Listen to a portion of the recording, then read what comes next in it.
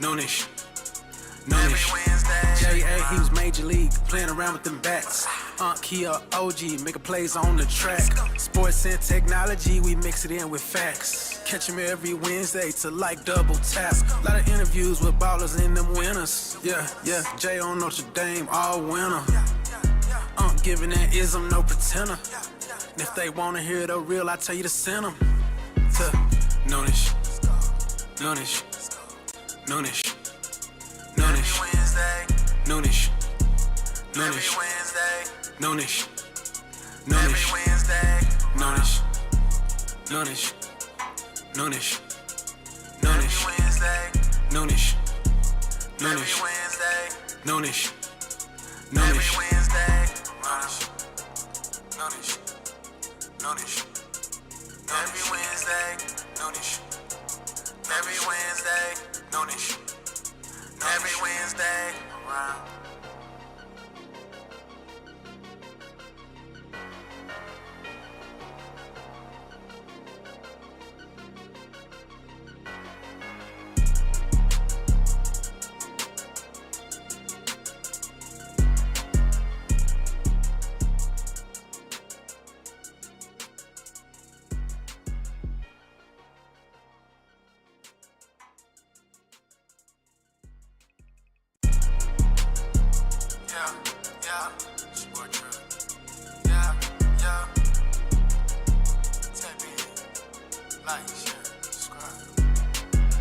Noonish. Noonish. Noonish. Noonish. Noonish. Noonish. Noonish. Noonish. J.A. he was major league, playing around with them bats. Kia OG, making plays on the track. Sports and technology, we mix it in with facts. Catch him every Wednesday to like double tap. Lot of interviews with ballers and them winners. Yeah, Jay on Notre Dame, all winner. Giving that ism, no pretender. And if they wanna hear the real, I tell you to send them to Noonish. Noonish. Noonish. Noonish. Noonish. Noonish. Noonish. Noonish. Noonish. Noonish. Noonish. Noonish. Noonish. Noonish. Noonish. Noonish. Noonish. Noonish. Every Wednesday, Noonish. Every Wednesday, Noonish. Every Wednesday, around.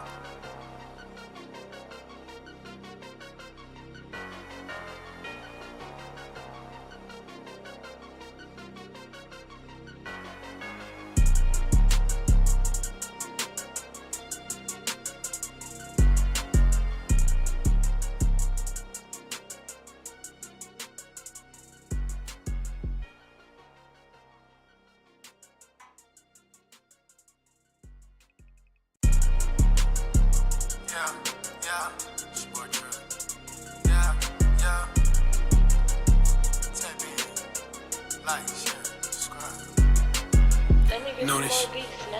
Noonish. Noonish. Noonish. Noonish. Noonish. Noonish. Noonish. J.A. he was major league, playing around with them bats. Kia OG, making plays on the track. Sports and technology, we mix it in with facts. Catch him every Wednesday to like double tap. Lot of interviews with ballers and them winners. Yeah, Jay on Notre Dame, all winner. Giving that ism, no pretender. And if they wanna hear the real, I tell you to send them to Noonish. Noonish. Noonish.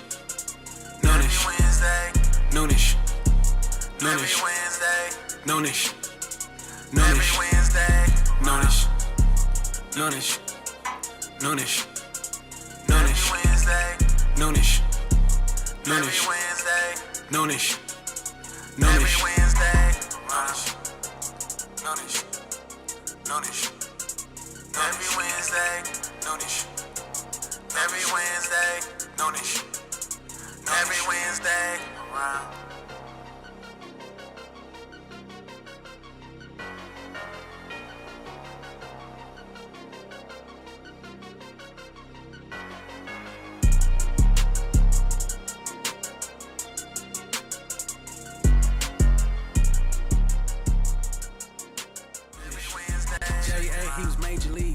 around with them bats. Kia OG, making plays on the track. Sports and technology, we mix it in with facts. Catch him every Wednesday to like double tap. They hear that banger? I know you hear that banger. Yes, sir, by the one and only Trip the Ghost. What's going down, man? We have another excellent show coming at you this Wednesday evening, good people, man. If you don't know, I'm your host, J.A., a.k.a. Jonathan Anderson, here with my awesome co-host, my Ronald Bulwer, and this is Noonish Sports and Tech. What's going down, Noonish Sports and Tech. Yes, sir. And if you're new to the show and you haven't subscribed, go ahead and subscribe. Yep. And go ahead and like. Yep. And then share. Yep. And then hit that notification. Get man. all four of them, man. Go for four around here. We call that a Noonish cycle. Yeah. Hit that Noonish cycle one good time, man.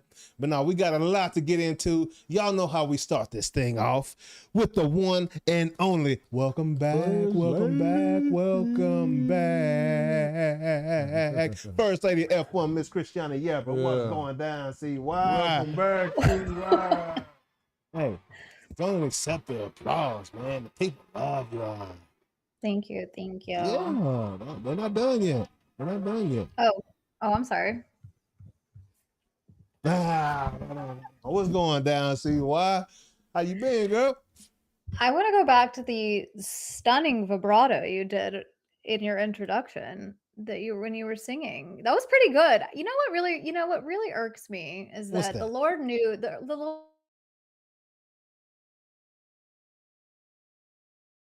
ass. Yep. He was like, I gotta humble her. She's gotta be short. She's gotta have no curves. She's gotta know sports, but that's it. Don't let her know how to sing. Don't give her a big booty. Don't make her tall. Don't make her athletic. I said, keep me humble.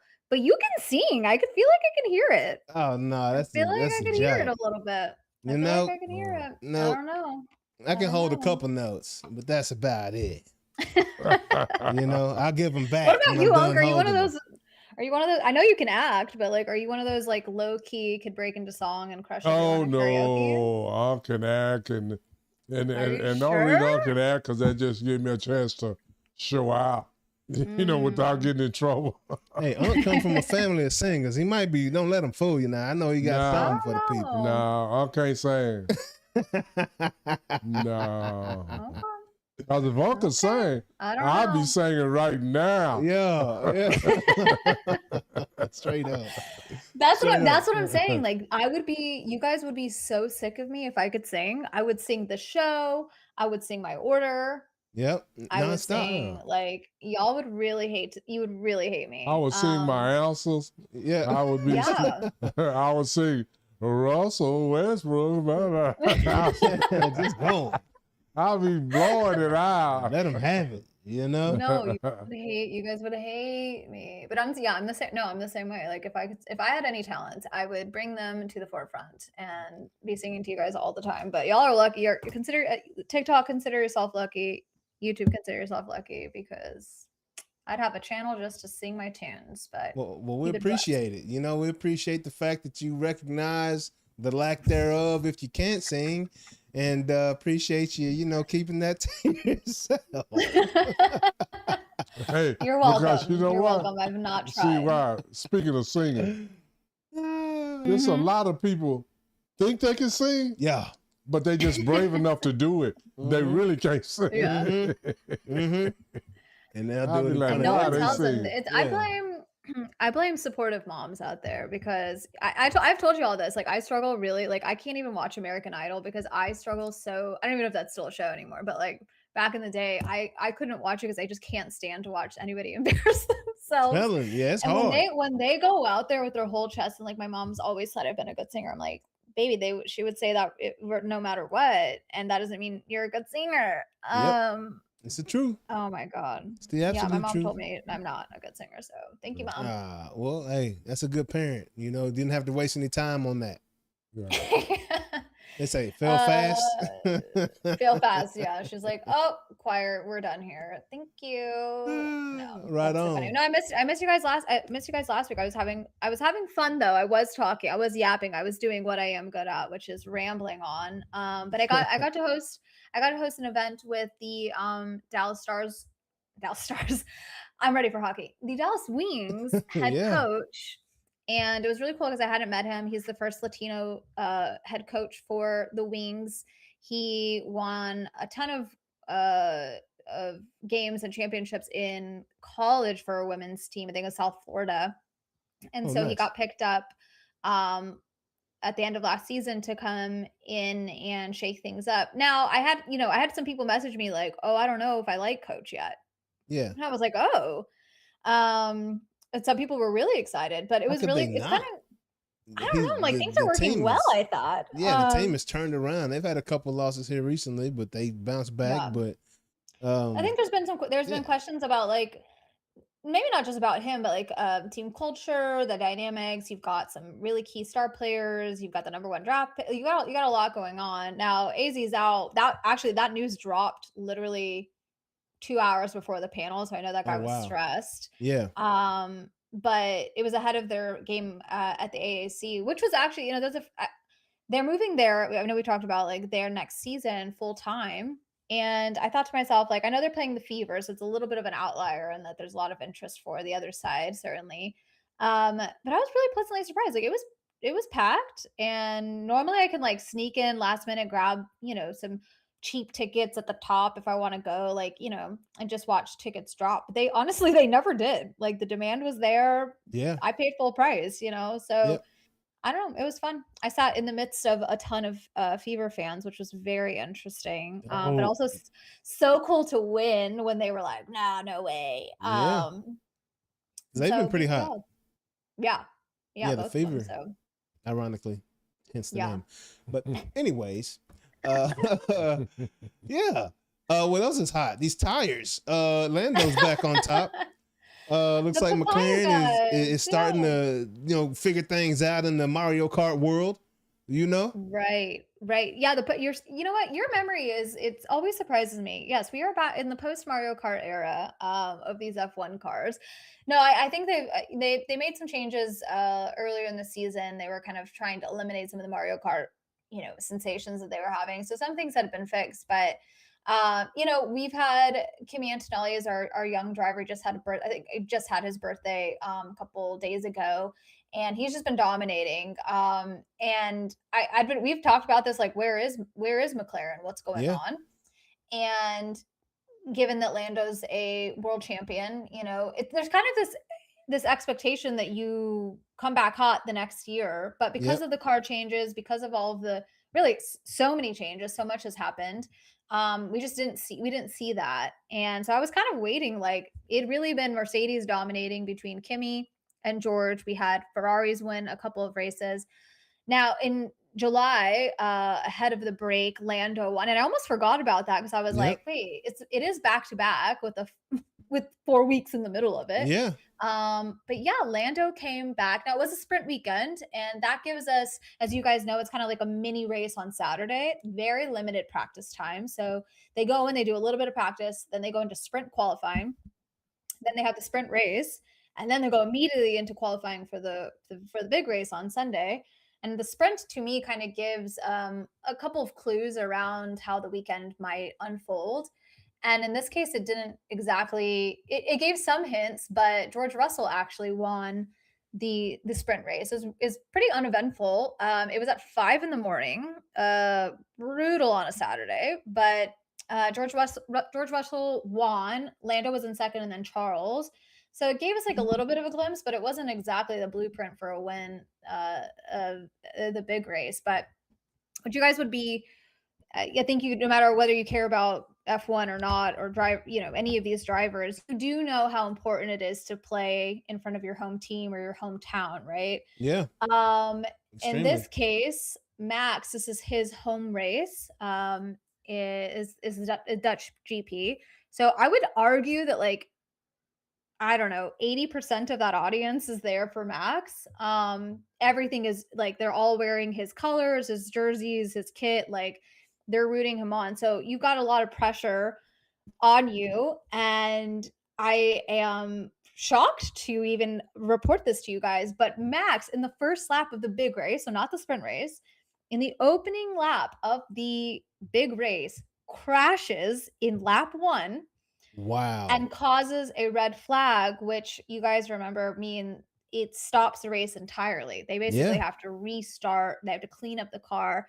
So imagine you do all this prep and your friends and your family and everyone's here and all of the fans are there to cheer you on. And he doesn't even make it through lap 1, which is so out Wow. of character for him. This has happened many a time. Like, this is not the first time this has happened for a See, driver. that's something I expect from one of them papaya boys from old Oscar, man. Oh Not from Max. No, you're so right. Like, there's been several instances where they've had this like heartbreaking moments in their first, not maybe not the first lap, but like not finishing. I remember watching like the Mexico GP. Checo one time had like a really bad wreck, didn't make it. I mean, we had the Ferrari curse or the Monaco curse for Leclerc, like so many times where it was like, what is going on here? Like, he didn't start the race, he had a bad pit stop strategy, another, and like that was tricky. So I was really like, that was just not on my radar. Not that I don't think anybody could have predicted that, but I was really thinking like, I don't know, Max is, doing is working hard. So yeah, crashes out in the first lap. It stops the race. You essentially have a restart to the race. Yeah. And they literally line up back on the grid. It is truly like, okay, we're gonna get a restart, which is, good for some people, bad for others.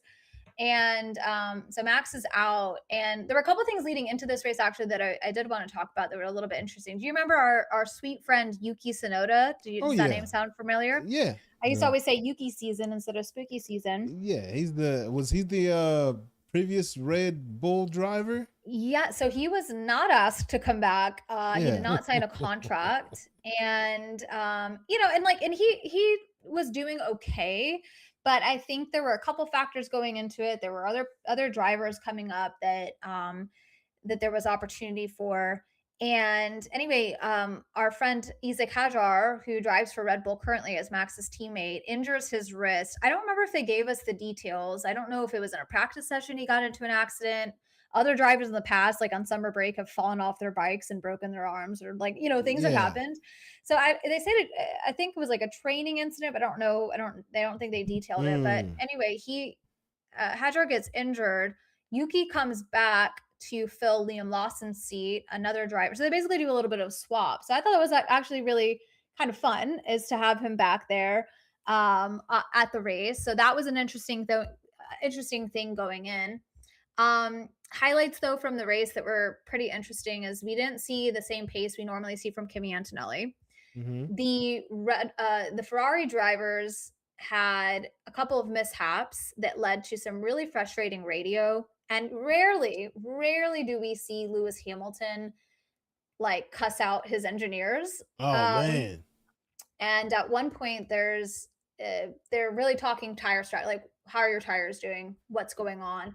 There's a virtual safety car involved, which means it kind of neutralizes the race in some ways. They have to slow down, means a cheaper pit stop. But throughout the race, there was just a lot of tension. I felt like Lewis felt like he had the pace. And sometimes, you guys know, like they'll ask him to switch places, like, hey, move out of the way, let the other guy go around. Yeah. That happened to George. He had to let Kimi get in front of him. He didn't want to do that. But the Ferrari guys, I haven't seen this dynamic recently, but Lewis was pissed. They kept him out when he should have come in. He came in when he didn't want to. And literally at one point he goes, what is this? What the fuck's going on? Am I the guinea pig here? Felt sabotaged. And yeah, he felt like, I don't understand the strategy. I'm clearly faster than Charles. What's going on? And and normally he's the guy who's like, it was tough, but we have to thank the team, and we have to thank the engineers, and we have to thank the people back at the factory.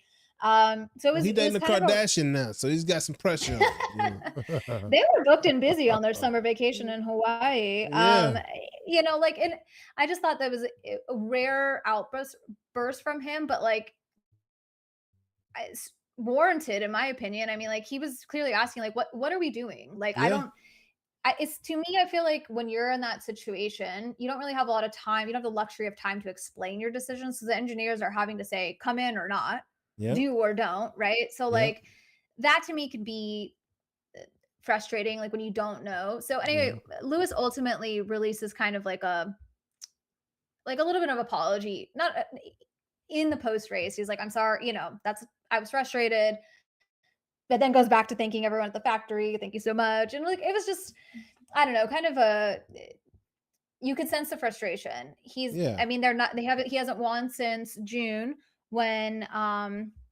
he won in Spain. And so I think I think that's harder when you can see it in front of you. You have won this season. You're competitive. He's now third based on this last finish. George has now taken second place in the Drivers' Championship below Kimmy. And so it was just kind of a rare outburst from him. But I don't know. Sometimes I just like to see that they're human. Not that I don't think they're human, but I do the same thing. I'd be like, hey guys, quick question. What's going on? Like, how are we going to operate here? But because it doesn't make sense, man. He's the how long Lewis been driving? For a while. I don't remember if this is his. I don't know which season this is for him. He's had 8 championships. Like he's been compared to Charles. He's been, I think, at least 10 more years than Charles. Maybe not 10. But he's been there significantly longer. But Ferrari has treated Charles, my dogs are going to talk to you guys, as driver number 1. It's felt like for a while. He definitely was when Carlos was there. I think Lewis, based on how much he was paid and all the buzz around it, probably expected to align really nicely as driver number 1. Here comes my dog. I gotta mute. You guys talk amongst yourself. Yeah, no, you good. And then this is the whole thing too. See why Lewis may be feeling his mortality as a driver. It's easier to get, when you've been around 14, 15 years and you've been good, it's a lot easier to get frustrated because you're like, I don't have 14 or 15 more years to let y'all figure it out or find out what's going on. So, that may play a part in some of Lewis's little frustration or whatever also. Oh yeah. No, and again, like when he wasn't super competitive in the tail end of the run with Mercedes, it's like not that he wouldn't express the same frustration. I think it's more frustrating when you're right. He doesn't have probably 5 more years. I think I was kind of joking that like he would go to until he was 44, which is next year. He's been racing since 2007. So like that is a significant amount of time versus Leclerc. And yeah, he's tasted a win this season, so I think he wants it. But I think it's still trying to figure out the same way the McLaren guys is like, am I driver number 1 or who's getting the preference here? And I still don't think they've worked it out. And I think we've seen these moments where they have won and been competitive and forgotten that prior to that they've had a lot of frustration with the Ferrari guys, like with the team trying to figure out the balance. He had such a long relationship with his former engineer. It was like, like it has to be tricky. They spoke the same language. They didn't have they had non-verbal communication probably, Correct. Yeah. And now that guy's doing that with Kimmy, and it's obviously working well. So but I thought I wanted to share one thing that's coming up that I thought was funny. It was like bummer for Max that he didn't finish his race, but they just announced, I think this is really funny, is that Max is going to take on 100 people in a go-karting event that they're putting, which is, this is confusing to me, but there's Disney Plus is back involved, which Disney, ESPN, you guys know that they're now on Apple. However, they're going to do this like go-kart circuit at Silverstone, which is well known for Formula One. Yep. And he's going to start at the back of the field as driver at like 101st place. And then I don't know what happens. I don't know if they just wave the flags and go, but it's going to be a really fun. I mean, go-karts are a little scary in my opinion. Like it's just fast enough to, and these are the ones that a lot of drivers, actually all the drivers, I think, come up through karting as kids and then they get a little bit older until they're allowed to be in the bigger cars. But I think I love that Max is doing it because he wants to win. He's a competitor because he has won. He's a multi-time champion. But I also kind of like this is like a little bit kid-like, and that it's kind of probably bringing him back. He does a lot of e-rate, like the online racing and simulator racing Yeah. and things. So I don't know. I think this is gonna be actually hilarious. And at first I thought it was gonna be 100 kids, and I was like, this is not Yeah, gonna go that would well. have been good. I don't know what the age range is, but I kind of thought like the way I pictured it. You guys know when they do I don't know if it's during like I don't know when they've done this, but when they do like the mascots and they let the kids go play Yep. Oh, I football love against the that. mascots, Mascots do not hold that back. shit Yeah. is so funny. When did they do? I'm just picturing that. When did that normally happen? Because that is my favorite. Those are my favorite clips to watch. They do it during Pro Bowl season, Pro Bowl. right? But R.I.P. to the Pro Bowl, I yeah, guess. exactly. They just got rid of the Pro Bowl, so Oh, RIP to the mascot game. damn. Actually, that's what I'll miss the most. I don't really care about the Pro Bowl. I want to Hopefully see they those keep kids the get mascot body game. rocked by a mascot. Yeah, hopefully they keep the game because they're I going to hope do some so. type of Pro Bowl honors, but hopefully they keep the game. That's all I got to say. Well, I The don't. But mascot it's game. just kind of. Oh, I was gonna say, yeah. I don't think the game's done, but Yeah. interesting. Well, anyway, I will be tuning in to see Max. I'm so curious. Like, there's got to be some Kalshi or prediction markets on who on where Absolutely. Verstappen is going to finish. Yeah, I'm calling Rig right now. His car is going to be faster than the other cars in some type of way. If he's got to beat 100 people, yeah, they got to do something. That's It a ain't just lot. driving skill with a bunch of cars the same speed. It's going to let you pass 100 folks. Yeah. You know? I'm excited. I think it'll be so fun. For sure. So yeah, September 16th, I will report back the findings and see what happens here. But I'm excited for it. I think it'll be fun. So Indy is going to DC? They just left DC. They went, and so this was really interesting. So you guys remember when IndyCar, not to be confused with NASCAR, Formula One, but IndyCar did a race in Arlington this year. Yep. Street race. Known about that, correct? A street race through the Cowboys, the Rangers. It was pretty fun, and it had really great feedback, really great reception to it. That was that Freedom 250 race or something, right? Yeah, that's the DC one. Yeah, And okay. I watched yeah, a little and bit of there's a lot of marketing leading up to it, but I kept thinking to myself, like, I don't think this was planned a year ago. This feels like it was really an expedited project. And I listened in this weekend as how they were describing the lead up to the race, because it obviously more security given the like nature of where Yes. they're at.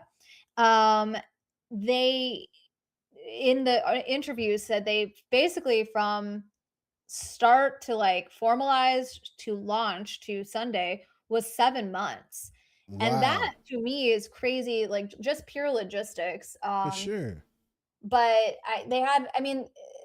Trump signed some sort of like executive type of order to get things going faster. So I'm not surprised that it went as fast as it did. But oh man, y'all should have seen that guy. I was laughing so hard. I've seen him at NASCAR. I've seen him in person at NASCAR races. I have seen him, work around people, but I have never laughed harder than they had him wave the green flag for this race. And like, I don't know, I just wish I could describe to you how weird it was. Like he's holding it totally folded up and they're like, unfold it. And he's like, oh, so he unfolds it like a little bit and they're like, no, a little bit more. And then like it was so funny because like how much racing has this guy watched? I don't know. None But- at all. Exactly. But I was laughing really hard. I will say, no matter where you stand on anything on the political scale, you cannot downplay how actually visually stunning it was to have the state capitol behind them. It looked amazing. It It's a looked beautiful like, race. oh my gosh, the weather It was did. perfect. The car, like it looked so cool. People did some cool liveries, and I was really impressed with 7 months is not a lot of time to I produce. was looking for something some of that scale. potholes. I'm like, man, they got the streets ready for this thing like this? I mean, you've seen. I mean, you remember Vegas when Carlos? I mean, essentially almost blew up his car hitting one of those covers. Yeah. That's always. I think that's always a risk at these street races, right? Like Yeah. you can repave some things as much as you can, but over time, like these cars go, because it's not just this race. They have the like smaller races all weekend. Yeah. And so like things can go wrong. There were a Yeah. couple there were a couple of moments where there was this just one turn where people, it felt like they were losing the backside of their car and they would slide into a wall in the same spot. Yeah. And at first I was like, oh man, this is gonna be yellow flag after yellow flag, which is common in Indy. We've only had a couple of races that I've watched that haven't had some sort of yellow flag incident to slow everything down. But I don't know, they made it through the first lap okay, and it was really cool. I think that I'm not sure. It sounds like it is like a temporary thing that I don't know if they're gonna bring back. It's not like they have like this multi-year deal or anything, but I did think that like the background was cool, the racing was pretty good, and I don't know. A lot of people are trying to lean in on the political side of it, which you can always argue all day how money is being spent. This is pretty much open and free to the public for the most part, but they had a shit ton of sponsors. They had a lot of people there. They had a lot of people staying there. You know, and it's kind of like with Arlington, like it drew in a new audience of fans. It made money for the city. And that's what I think IndyCar is trying to spin. Like, this is meant to be fun. This is meant to be cool. You're not supposed to see Indy cars flying down in front of the Capitol. You're not supposed to see, like, that's not normal. So yeah. It is going to, you know, be kind of jarring for some people, but it was cool. It was like I think it was a little less than 2 miles to a lap, and it was like 140 laps or so. So it was, you know, 250 miles. And it was a cool race. I think that I don't know, seeing street races. I remember the first time they did the NASCAR street race in Chicago. That was new. There was a lot of like, this isn't gonna work. And it didn't at first. It rained the first 2 years. I think it's rained every year. But some of the races where they couldn't even like get started, it kept just delaying and delaying and delaying. So I don't know. There's always a risk with it. There's a risk, I guess, at any track, but street races, I just think are like just a little bit more complex and interesting. But yeah, they said it had incredible viewership. I wouldn't be surprised if they try to argue for it to come back. And but I think it was mostly the spectacle of it all. Like, people wanted to see. I will say that the announcers on the broadcast, whether this was how they literally felt or if the bald eagle's flying through the air and landing during the national anthem, I don't know what it was, but these, like, I don't know how to describe it. Like, you know, when a flyover happens, you have this kind of moment where it's like, you don't really care. Like, it's cool to see a jet flying through. Anytime I'm like, wow, this is incredible. Wow, look at our, you know, servicemen and women flying these incredible pieces of machinery. Literally a bald eagle flies down. I was like, wow, this is amazing. Suddenly I'm feeling patriotic. But the announcers were so funny. They were so emotional about it. And some of them aren't even American, which I think was even funnier. They were like, boys faking the phone. This is the American dream. And again, I can't tell if it was like a real authentic thing or if they were like, okay, you got to really zhuzh it up, you know, but like, I can't help but think that it was authentic. And they were just like, wow, like this place has a lot of, this is the birthplace of our country, you know, like, this is where a lot of decisions were made. This is, you know, now it's not sitting right there where they signed the Declaration of Independence, but a lot of those articles and those pieces of history are stored there. And yeah, just big decisions are made all the time and right there where they were driving through the street. So I don't know where. It was just really funny. They were very emotional. They were all wearing their like they looked like they were, you know, like when they force kids to wear their Easter outfits for Sunday, you know, Sunday church. They were like buttoned up. I mean, it was normally they're a little bit more laid back, but I just thought it was actually very cute to see them like that, or very cool rather, not cute. It's very cool. I don't know, but I just thought it was funny. They looked like 3 little boys getting ready for church. Well, see why. You know, they may have been reciting their Easter speech when they were signing him. Probably. I don't know. It was just really funny because at one point I was like, am I being a hater? Like, because I was like, no, it's cool. It's pretty. But like, I don't know. I grew up in the military. I grew up a military kid. Like, I've been to Army Navy games. I've seen a lot of flyovers. I've shaken hands of presidents. Like, to me, you know, it is a big moment, but I don't know. It was just like this level of drama to it. But, you know, I don't know. They obviously it did well. Fox was very pleased with the numbers. The fans liked it. So all this America 250 stuff feels a little awkward to me. Yeah. I mean, you know, it's just like we're highlighting the fact that we're the youngest country on the planet. Yeah. Like, what's going on? You know, I don't know. I just think it was they spun it up really fast. It worked well. There wasn't any catastrophic issue. That's always, to me, if I'm being honest, my biggest fear for anything new is that something goes badly, that someone gets hurt, and then they're like, well, this is why we could. I mean, I'm always there to, if anything happening in Dallas, or I mean, if you like, to me, I think about this all the time. Like, people come to the city of Dallas to see where JFK was shot. You know, I'm like, we have more than that, but like those types of things stick with people.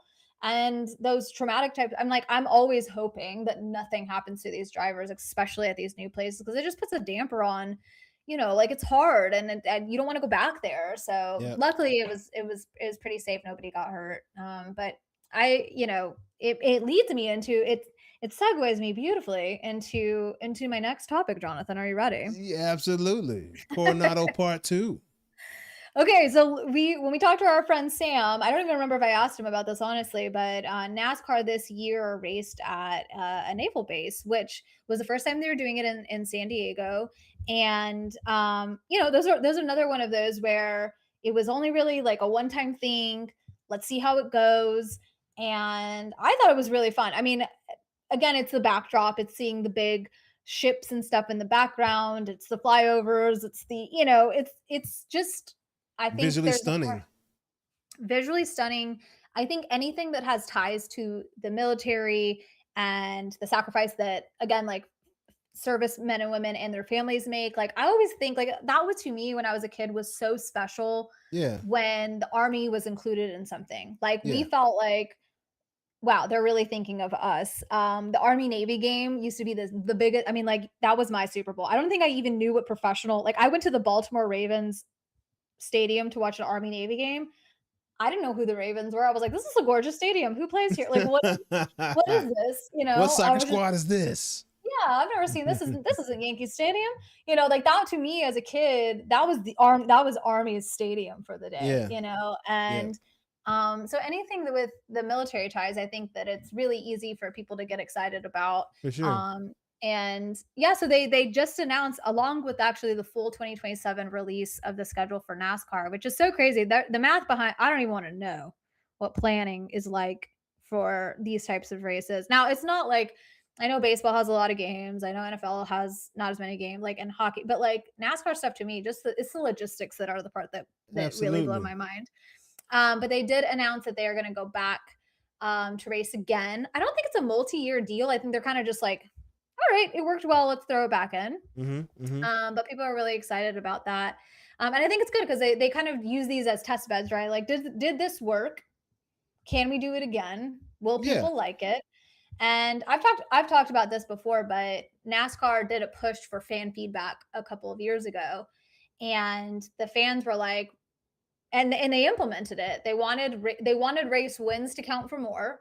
They wanted to see less finishes under a caution or like a flag of some sort to slow things down.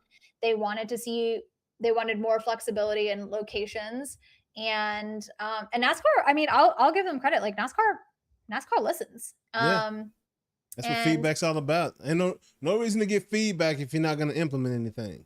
You know, you're just wasting people's time. No, that's the worst. I don't want to fill out your survey when I know you're not going to listen to me. You're not going to care what I say. Exactly.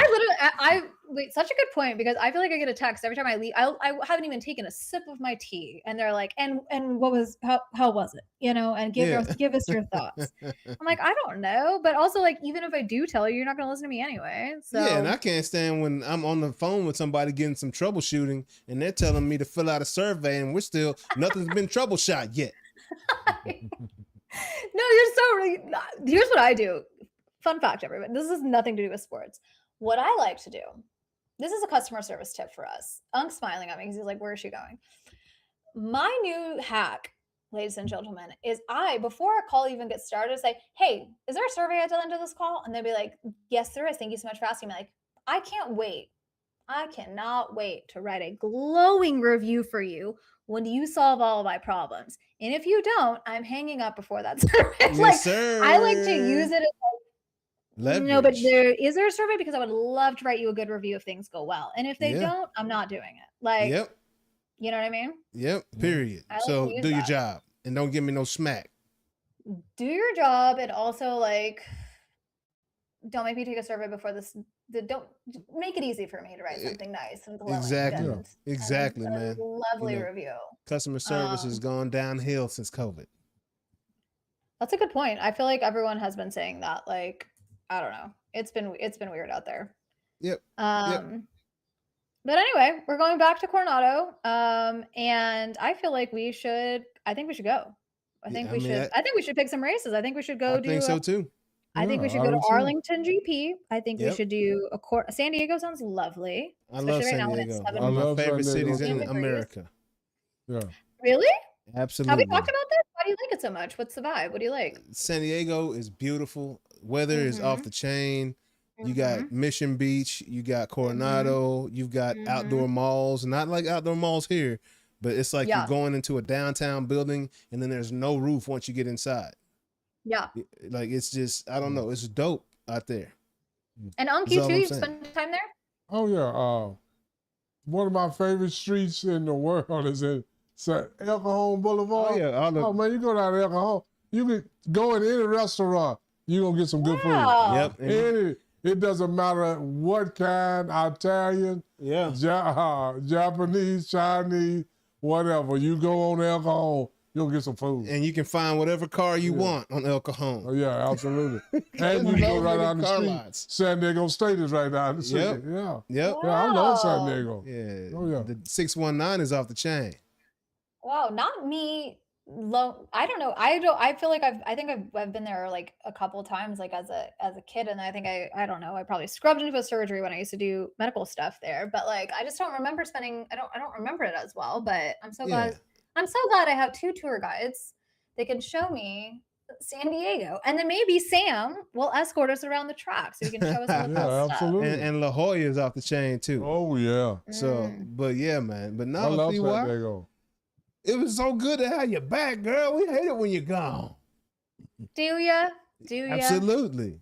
Absolutely, man. You know, it's great having you back once again with the fire topics, the F1, the Indy, the NASCAR, keeping us up on our game on the motorsports, man. Thank you so much, CY, for doing what you do. And we appreciate you. Yes, ma'am. Hit it. We'll Let's hit a little tune. Should we harmonize? Should we harmonize all together? Let me hit you with that tune. Yeah. Every Wednesday with the first lady. That's the one and only first lady of F1 and Noonish Sport. Every Wednesday. Wow, man. The first lady. Yes, sir. First lady F1, NHL, the motorsports, everything, man. But y'all know what's about to go down right about now. Right about now. We're about to get into the rest of these topics, man. You know what it is? Let's chop it up. Let me hit that music one more time for the people, you know? Put the go. Appreciate you, bro. Into these good topics right now, man. CY's off the chain, man. I don't care what anybody says. CY is super hard in his bag. Definitely appreciate her coming to give her knowledge and vision in these motorsports. But yeah. You about ready? Oh yeah. Hey, I'm ready. Let's wind it up. Stay ready. Ain't got to get ready. Yeah, and on to the next one. Yes, sir. Yes, sir. So topic number 1. We're gonna start on that track, huh? We're gonna start on that track, huh? Yeah. Think about these world record setting robots on this track right now. You know, they beat Usain Bolt's 100-meter record by 0.19 seconds. And then they came back and beat the 400-meter record by 4.88 seconds, huh? Yeah, I saw that. Is that quite incredible or what? No. You're not impressed? How you not impressed? A machine can beat a man. You not entertained? No. Look how they run. They run like, that wasn't entertaining to me at all. And if I can get on a motorcycle and beat that. That's a machine. Yeah. You know. Jump in a car. Yeah. Get one of these automated Tesla. Yeah. Get in one of these cars that can go a quarter mile in 6 point something seconds. Did that beat all a quarter mile in Look how fast that is. Yeah. That's a machine versus a man. So beating Usain Bolt record, that's a machine versus man. I'm not impressed. You're No, not I'm impressed, huh? Not at all. But you love track. Huh? You love track. Yeah, not against robots. I have no chance racing a motorcycle in 100 meters. Do you have any desire in watching different companies compete No. in a humanoid track event? No. No, I don't. You don't even care to watch it? No. I just don't. I thought, We can get robots to play football. We can get robots to play basketball, but it's not going to be as entertaining as watching people do. Absolutely not. To me. Yeah. That's just that's just me. No, that don't make me right. That just make me me. Yeah, no, but I agree with you. Yeah. That makes you right to me. I wasn't impressed, and it wasn't nothing for me to get excited about, to see a robot, see a machine that can run faster than a man. I wasn't impressed. Now, we got robots that are very agile now, and it couldn't stop, by the way. Yeah, it ran through the wall. Okay. So it wasn't that agile. It couldn't even stop. We got robots fighting now, Yeah. doing karate and all kinds of stuff. Yeah. We got robots lifting heavy things. Yeah. And we have AI also coming up. Yeah, absolutely. We got robots hacking companies on not intentionally. Are we getting out of control with these robots? Oh, absolutely we are. You think so? Yeah. Do you think these robots at some point will try to turn on us, huh? Well, it's been in the movies, right? Yeah. Everything been in the movies that came to. I'm just saying. They say, art imitates life. Sometimes life imitates art. Oh, for sure. Yeah. So I mean, man, if we don't stop these robots or whatever, it's gonna come to a point to where we're gonna be like, what can we do about it? Yeah. We gotta slow them down. Yeah. Yeah. Yeah. I mean, because it's getting kind of hectic, But like I say, when these robots start acting crazy, take my advice, just carry some water. Yeah. You know what I'm saying? Put that out real quick. But anyway, I thought that was pretty cool. I'm not impressed. Like, I ain't that impressed, but it's pretty cool to see. Oh. I like the advancement. I love the technology. I see how, these companies are making these things act like humans. As far as the human advancement and man getting smarter and developing things, I'm with that. But to say that a machine can beat a man, I'm not surprised. But you didn't make it smart enough to stop. Yeah. Couldn't even hit the corner. It just ran straight into a wall. Yeah. Anyway, move on to the next one. Moving along. On to that National Football League. Man, Cowboys versus Cardinals. Did you get to watch that game, Yeah, I watched some of it. It's preseason. Were you impressed by the quarterback play of Joe Milton? No. You're not? No. Why not? He playing against guys that ain't going to be in the league. I mean, true. Yeah. But the ball placement, the athleticism. Yeah. The boy had 3 touchdowns before halftime. Yeah. All against guys ain't going to be in the league. No matter how we put it, most of them guys that he did that on is not going to be in the league.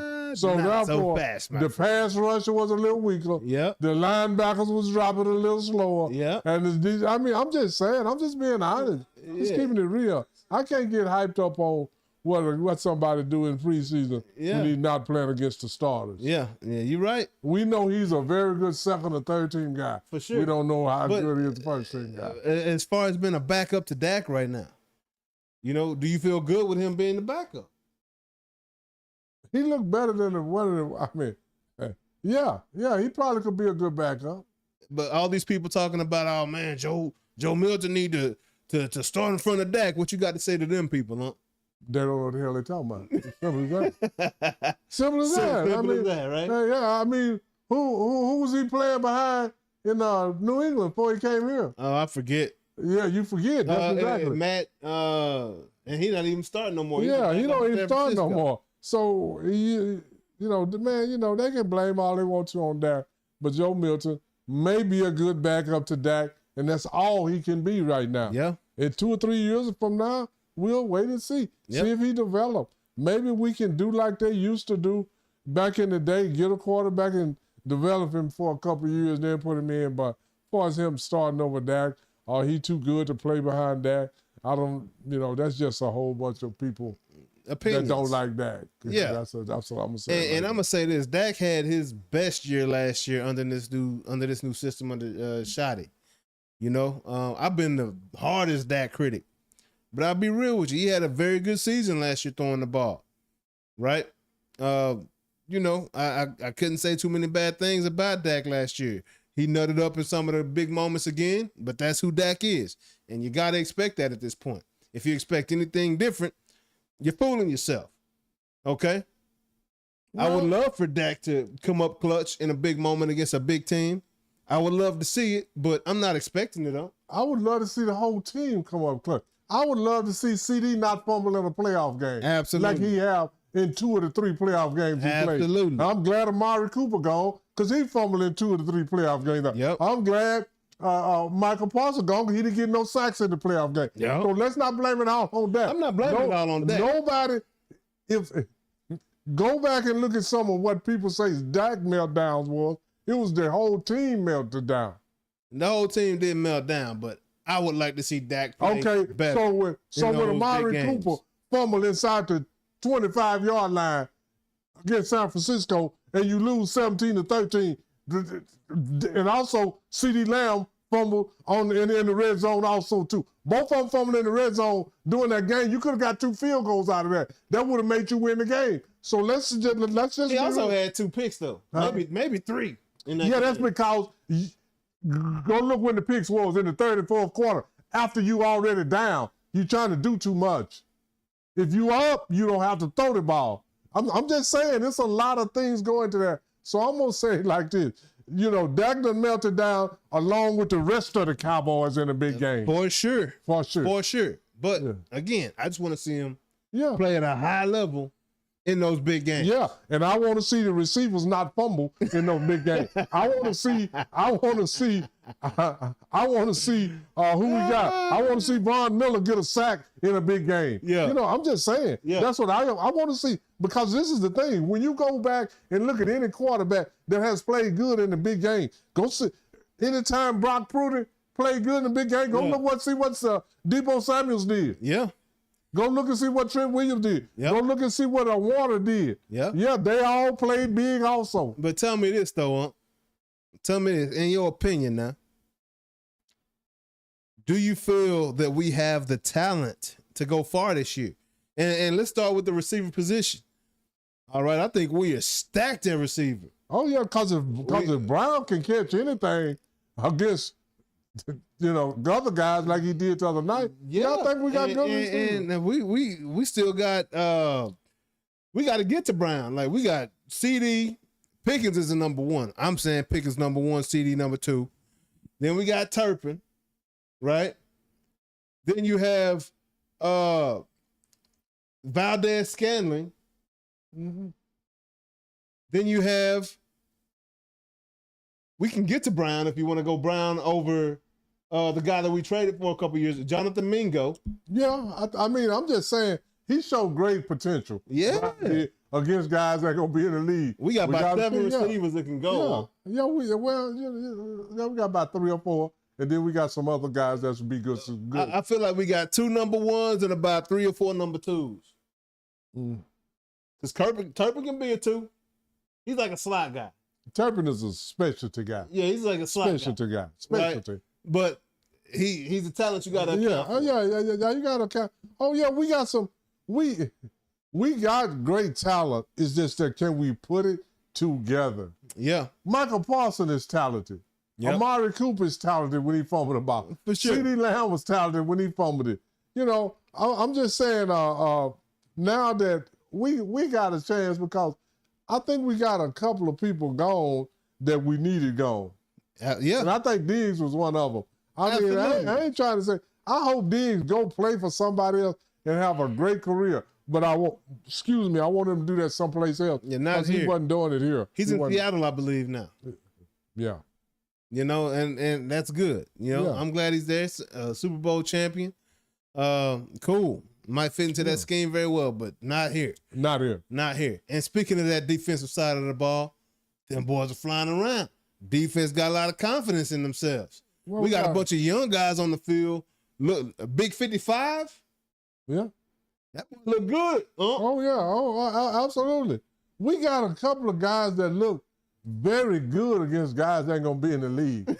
I mean, I'm just now. If they can be half as good against a number one guy that's going to start for somebody, I mean, we got a lot of potential on defense. Yep. And potential is, we hope that they do something that they ain't do last year. Yeah. That they ain't done before. Yeah. That's our potential is. Yep. We hoping, and we have a lot of potential on defense and offense. Our offense have done it before.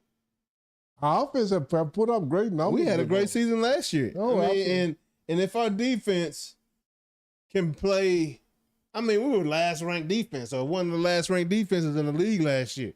Mm-hmm. If we can get, 15 and up, we're gonna win more games, huh? Oh yeah, absolutely. I predict we're gonna win 10 games. Do you predict we win the NFC East? I predict we get a wild card. Oh yeah? Yeah. Who's gonna beat us in the NFC East? Who's gonna win over us in the NFC East? And why? The Eagles. Why you say that? Eagles got a better. They got Saquon Barkley. They got Carter. They have done it before. We haven't. Yeah, they no longer have AJ Brown. They still got Jalen Hurts, a quarterback. Jalen Hurts won the Super Bowl. So what are we talking about? Yeah. AJ Brown. He ain't there no more. Yeah, some of the problem was AJ Brown. You think so? Yeah. Some of the problem was AJ Brown. Something about them Brown boys, huh? I mean, the year they won, the year they won, he didn't have nothing to say. Yeah. And then when they lost here, that's winning covers up a multitude of sins, yeah, it man. does. Simple as that. So when they won the Super Bowl, you hear enough from AJ Brown, right? Right. Last year they didn't win it. Yeah. He ain't throwing the ball on time. I'm open, blah, blah, blah. It's always something when you're losing, so, Thanks. and I think that Brown, where did he go to? New England. Yeah, we'll see. We'll see how good it is. To them Pats. Yeah, who is their quarterback? The young buck. Got Yeah. to the Super Bowl. Oh yeah, Drake. Yeah. Drake May. Yeah, Drake May. We'll see how his numbers compare and how his winning compare. For sure. Up there than when he was with Philadelphia. Them boys let Bourne go. That's crazy. But I mean, so how many wins?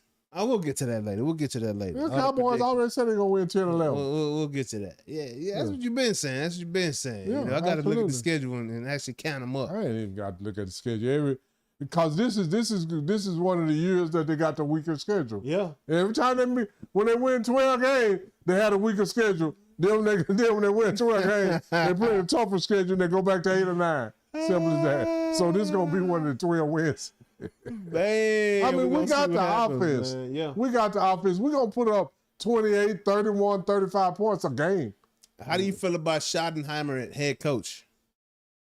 Are you with him yet? Are you on the Schotty train yet? Let me say it like this. I got my ticket. I ain't got it found. I just got to see. You in line. I just got to see a little bit more. I got to see Schotty bring it together. Yeah. Last year was his first year. Yeah. And he got some passes on some things that he won't get no passes on this year. For sure. So we'll see. Yeah, man. No, I love the energy he brings. I love the schematics that he brings, the confidence that he brings, man. I love the attitude. Yeah, because the energy. I love all that. Your team takes on your coach's personality. Yeah, now I just gotta love. Now I just gotta love you winning some playoff games. Gotta love them wins. Yeah, gotta love them wins. In the playoffs. In the playoffs. We don't care about regular season. In the playoffs. Playoffs? Hold on. I ain't here in a minute. Playoffs? Yeah. I just hope we can win a game. Trying to win a game. Another game. Yeah. We just trying to win a game. Just trying to win a game, dog. Yeah. But yeah, man, shout out to them Cowboys. They balled out. It was fun to watch. Several guys. We should have something this year, but it was the Cardinals. Yeah. Because we had guys flying around, playing hard and all that. Man, what you think about your boy, Jed York? He got 49ers owner. got caught up. Boy in the trailer park trying to get some nookie for $140, huh? Well, We talking about a billionaire owner got caught in a trailer park sting trying to get knocked down for $140, huh? Let me ask you this. You think that's his first time doing that? Absolutely not. He know where he was going. He know where he was going. Ain't he from Indiana? Ohio. I mean, Ohio. Wherever they was at, he's from there. He know where he was going. Yo, it's just that he done been there before. This just the fact that this time it was a police. See, because the police know that that's a prosecuted area. Yeah. So they put a sting out. That ain't his first time. And the reason he went down there, because he felt like this is the place I'm not going to get caught. Yeah. Yeah. Man. He would have been better going to Vegas where it's legal. You think he pulled up in the Maybach? Oh, you got an old school in Ohio he pulled up in to try to fit in. He ain't got no old school. He pulled, whatever he drive, he pulled up in that. In the Rolls Royce Cullinan? Yeah, in the Phantom? He pulled up in that at least $100,000 car. Yeah, he Boy, did. pulled up in the trailer park in the Guinea, dog. Because guess what? They know who he is. Yeah, that ain't his first time. Yeah, that he is right there. He probably blessing the neighborhood. Yeah. Like his lookout got See, popped. and then all he had to do, this is all he had to do. When he drove in the trailer park, let me give y'all a little life lesson. Yeah. When you going somewhere, doing something you ain't supposed to do, look at the windows. Yeah. And see who looking. If you look up there and you got about 20 people looking out the window, that means that that the police. Them curtains. Yeah. That means they say, oh, we're going to see who they going to get next. Yeah, look at the windows, man. If you got 20 people out the window, don't make no move. Don't watch your business. Ooh, that peeping through my window. I'm just telling you. York. Who's that peeping through our window? That boy York creeping through the window, man. So, you just. Come on, Jay. He didn't. I ain't gonna tell all his business, but he's not streetwise. Cannot play with him. Can't win with him. Can't win with him. Cannot coach with him. Won't win with Can't do it. You know what I'm saying? But that wasn't his first time. That's just his first time getting caught. Hey, man, that's crazy, Jay York. Is all I'm saying. My boy got caught in a trailer park in Ohio. See, if he Moving was on. real smart, he would have went and got him a room and made some calls so y'all come up here. You know what I'm saying? Yeah. Send his goon out to go do Yeah. that, but he didn't want nobody to know. Hey, the skeletons come high. They come high. Yep. Look, I know we kind of talked about this last week and said it was going to happen this way. But are you surprised that after the outing that he had on Saturday, Deshaun Watson was still named QB1? No. You expected that? Yeah, Cleveland guaranteed him $250 million. They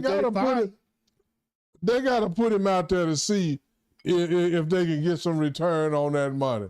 And then after 3 or 4 weeks, when he's not showing that he gonna get no return on the money, he'll probably be on the bench. And man, the thing is, they can't cut him for dang sure. No. They got the poison pill in that contract, is what they call it. Yeah. Yeah, that's what the poison pill is. If they cut Deshaun Watson, he still get the money. He get his money, but the Browns will face an $86.2 million dead cap hit. Yeah.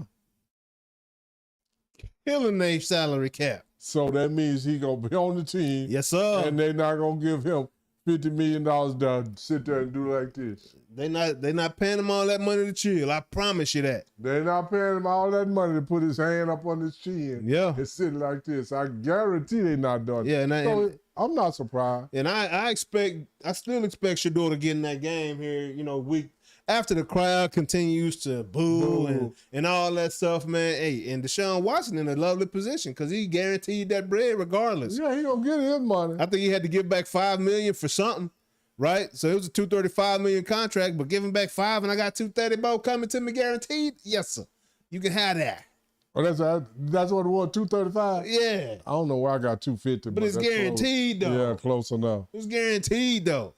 First fully guaranteed contract ever that I can remember in the NFL like that. Yeah, that's the only one that's only one's gonna ever be. The rest of the league the owners was pissed off at the Browns. Yeah, because you setting a precedent that don't nobody else. This ain't the NBA. Absolutely, man. No, this ain't the NBA. So Deshaun Watson, he really just he got blessed with some bread. Yeah, he got his money. Got blessed with the bull calling that he had to deal with in Houston.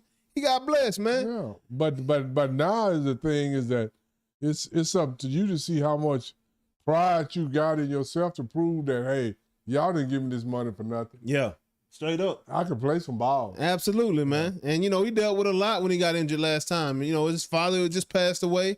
Then he tore his Achilles, and the crowd booed when he got his Achilles torn. And so he was dealing with a whole lot. And he reminded us of that in his post-game, press conference after that game when the crowd booed again. He was like, this is the same fan base that cheered when I hurt my Achilles. And they booing him. So he's like, this is personal. This ain't got nothing to do with performance on the field, even though your performance was absolute trash on Sunday. Let's not get that twisted, dog. Okay? What did I say Houston was? I mean, Cleveland is. It's a graveyard for quarterbacks. And it's the truth. It don't matter if you just, and like I say, Shador, the best thing he can do is try to get out of there. Yeah. And I mean, they know they screwing the man over. It's not even that he's screwing him over. He's just in a situation where he's losing because the man got to get paid. That's it. It's not that he's got better skills than him. I think Shador's a better passer than him at this point right now. Yeah, right now. Absolutely. Getting the ball downfield, out on time, decision-making, accuracy.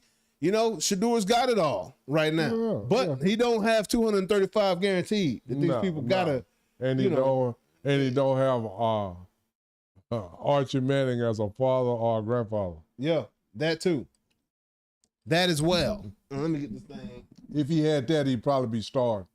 For sure. Hey, because I'm going to tell you like this here. Man, I keep telling people, I told you too, man, you better go look at you better go look at Eli. Eli got some very average numbers, man. You think so? Other than his 2 Super Bowl wins, Eli didn't do shit. Yeah, his numbers ain't I ain't never said his numbers was just the greatest. And then beside them 2 Super Bowl wins, go look at his win-loss record. Yeah. Yeah, Eli not all that, man. Yeah, I mean, when I'm judging Eli, I'm not judging him on all the games he ever played, but when he had to play quarterback, when he had to make a pass. You judge him on 2 games. No, I judge him his games against the quarterbacks where I saw him and Romo handling and going back and forth, both of them 300, 400 yards, 40 points on the board. I've seen Eli go in, and not just against the Cowboys. I've seen Eli play some very good quarterback, make very good decisions now. He got the worst O-line in the league for year after year after year, and he had some bad O-lines, huh? Who did? Eli did. Okay. Lots of years. Okay. But I'm just talking from a skill standpoint. From a skill standpoint, Eli's average. Shit. From a skill standpoint, he can't run. He can't throw deep. Come on. From a skill standpoint, let's be honest, Eli's average at best. Average at best? At best. I think you're being a little rough on Eli now. No, name me a quarterback that Eli better than or some kind of elite quarterback. He ain't in no class. He ain't no class. No Aaron Rodgers. Dan Marino. No Dan Marino. No, his brother Tom Brady, Drew Brees. Any of the quarterbacks you name, go look at what they did and go look at what Eli did. Eli got 2 Super Bowls. Huh? He got 2 Super Bowl wins, and he wasn't no Trent Dilfer. Hell if he's not. He had a hell of a defense. I'm not saying he didn't have a great defense. Go look at Trent Dilfer numbers and look at Eli. They're very similar, J.A. Eli barely got more touchdowns than he do interceptions. Man, it's just... I'm just telling you the truth. Yeah. I mean, and then go look at his win-loss record. Got no hell of a... You take away them 2 Super Bowl years, Eli's average at best. Yeah. I mean, I can understand how you say that. I'm just saying. I'm just saying. When you throw the ball and your receiver got to catch it up beside his head against an all-pro, what the hell that got to do with Eli?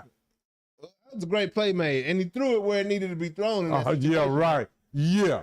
Okay. You know, We he had an all-time safety right there ready to he throw it upside the man's head? Yeah. That's why it had to be thrown? He had to put it high because right there. Yeah, He had to protect his receiver. Yeah. Unlike what Dak does. We can make all kind of excuses for these average. All I'm saying is that Eli, go back and look at a bunch of Eli games. Beside them 2 Super Bowl years, when they had an elite defense, Eli did nothing. Yeah. Nothing. Well, You know, they always talk about, he can go look at. We just got 2 different opinions on Eli. Yeah. But this is the thing. The numbers back up my opinion. They don't back yours up. Yeah, for sure. But I mean, we can look at. He ain't got no Tony Romo type numbers. No. Go look it up, J.A. Yeah, I gotta go He look. don't have Tony Romo type numbers. Look. He don't. And Tony Romo just got. Romo was a different cat his last few years than he was the rest of his career to me. He was like Dak for majority of his career to me. He was like Dak at the end. He didn't do shit. Well, because they took him out the game. When? When he got hurt. That's because he wasn't doing shit before he got hurt. Yeah. So Shador. Yeah, back to Shador. He will not be playing in this game on Friday night. No. All right. The Browns, they're not even going to do it because they know they got something special back there, man. They know the kid can play. It's just a bad situation, and they did it to themselves, okay?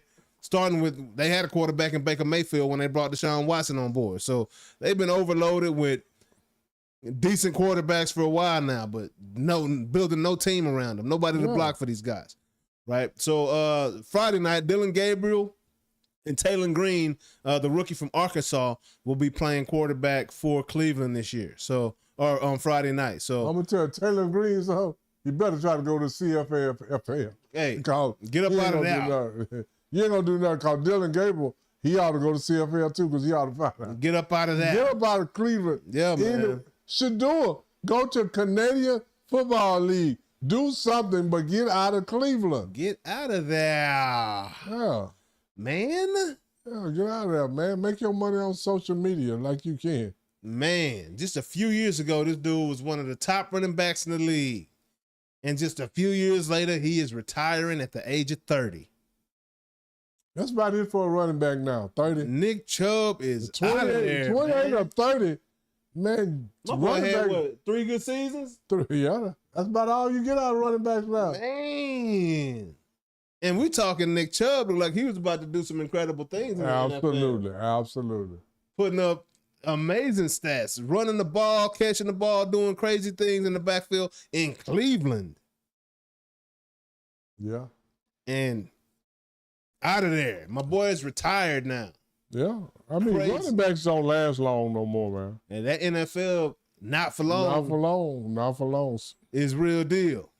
Real deal Holyfield, man. But shout out to you, Nick Chubb. Oh, yeah. I like Nick Chubb. I like Nick Chubb, but for real, you gotta. The whole thing that these guys gotta do when they come into any professional league is start preparing to leave. Yeah. Prepare yourself to be up out of there because you don't know when that's going to be. For sure, man. Don't spend that bread like that. Yeah. Have a little fun, but hey, put that back, man. Don't be like Carmelo, $100 million ain't enough. Man, crazy.